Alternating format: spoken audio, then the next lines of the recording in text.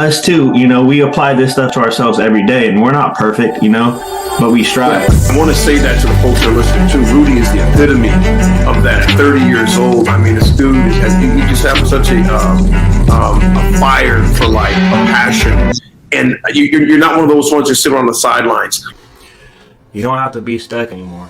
You ever found yourself like you have a lack of direction or like a lack of purpose in life, and no matter how hard you try, you just can't figure it out? Maybe you have goals and they're very clear and you know you can hit them, but for whatever reason you just day by day go on and those goals are just getting left unchecked. Worry no more, you're in the right place.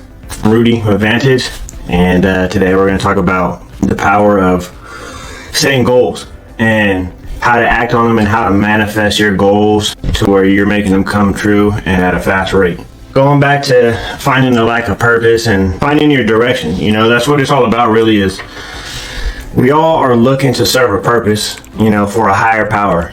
You know, we all feel like we are here to do something.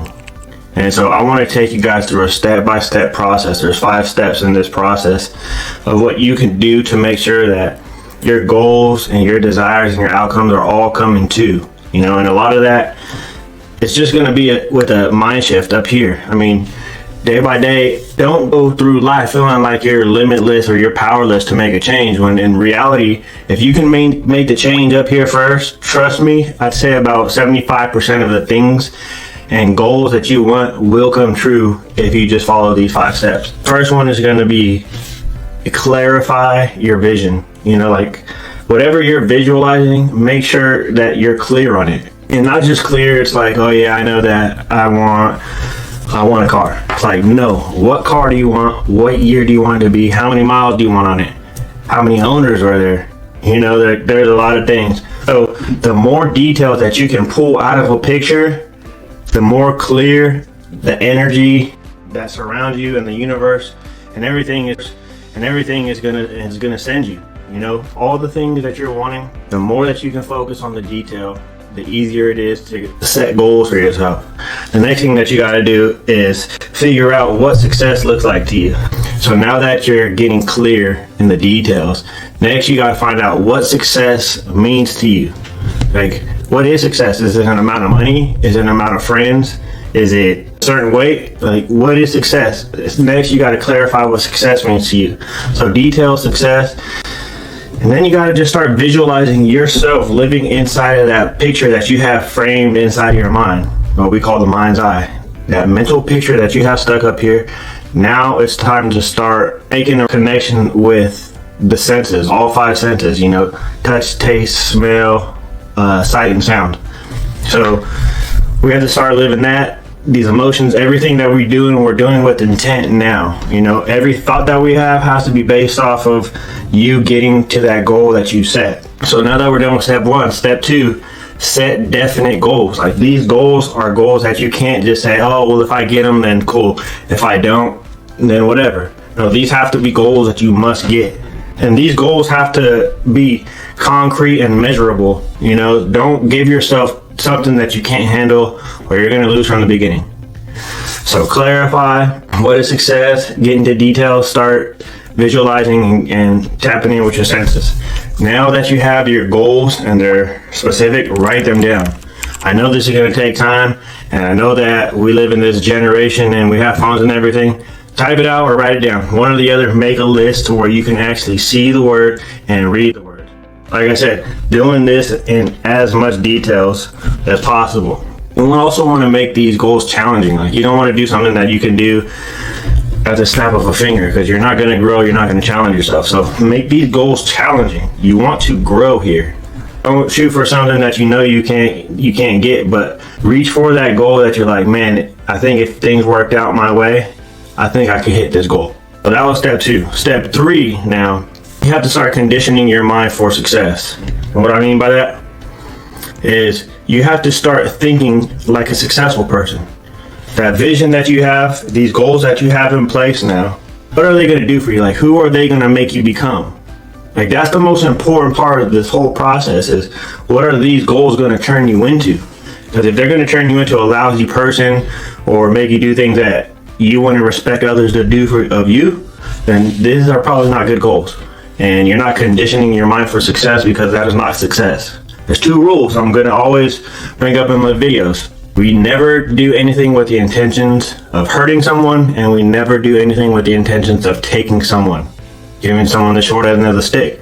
And it's a very bad universal law. Like, what goes around comes around. That's just it. So now that we're conditioning our mind for success, next thing we do is we have to start affirming, continuing to visualize, and continuing to do positive self-talk. One thing, it's very hard, but if you can give your time a dedicated, 10-15 minutes out of every hour to sit down and say, how were my thoughts in this last hour? What type of limiting thoughts were coming through my mind? Write down these limiting thoughts. I really want you to see, like, writing down is important. There's a difference between people who read books and get all this knowledge. It's like, cool. Like, yeah, I get that you understand the process, but what are you doing with it? What are you doing with the stuff that you're reading? If you're not acting on it, if you're not putting it into motion, then what is it doing? It's no good. Knowledge is not power. Knowledge is only power when it's applied. So remember that. And now just start focusing on your thoughts, your energy, and your emotions on that outcome that you want. Next step is step number 4. Now is the time that you have everything written down. You're clear, you're precise, you got goals that are actually doable, and now it's time to take massive action. Like, just start working on these goals. Like, do not worry about the time. The more that you sit down and try to wait for the right timing, and oh yeah, it's a sunny day and the birds are singing, it's the temperature that I want outside, like, it doesn't matter. It doesn't matter if it's the opposite of what you wanted. Just get started. There's opportunity there every single day for you, and the times that you don't act and you don't take massive action, every single opportunity is slipping away. Imagine it by the end of your life, how many opportunities you let slip because you're waiting for the right time. But don't listen to that negative voice in your head, because it's going to always be there. It's a part of the process of us proving ourselves as individuals to the highest, most power of God. Like, of course we're going to have bad thoughts. Our brain is programmed for fight or flight, which means it's looking for problems to do one or the other. So negative self-talk is okay as long as you don't attach emotion to it. Don't give it emotion. Don't start believing all this shit that's being said to you. And the last thing I gotta say on this little topic is, don't wish that whatever it is in front of you was easier. Like, this whole thing is all about perspectives. Instead, just wish you were better. Like, if you had one wish, why would you wish for something to be easier when you can just wish you were better?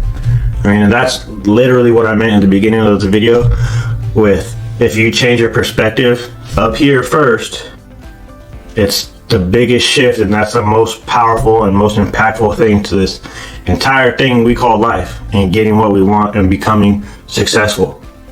It's all up here. Like, trust me.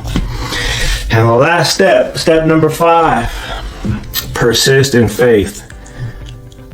I am a son of the Most High, the light, the good, the positive, God, Yahweh, whatever you want to call him. There's only one, and I have 100% faith that whatever vision he allows come to my mind that is doable. That's his way of communicating with me. And it's the same for you. Whatever vision God puts in your mind, that's his way of speaking to you, saying, look what's possible for you.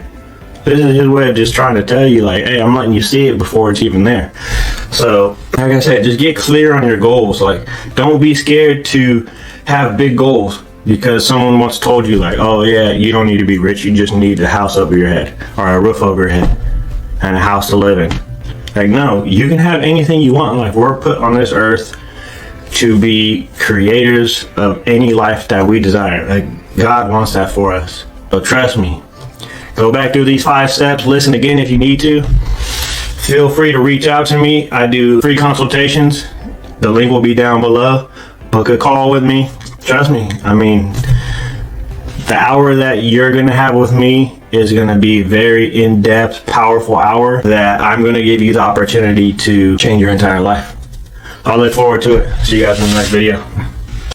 us too, you know, we apply this stuff to ourselves every day, and we're not perfect, you know, but we strive. I want to say that to the folks that are listening too. Rudy is the epitome of that. At 30 years old, I mean, this dude he just has such a fire for life, a passion, and you're not one of those ones that sit on the sidelines.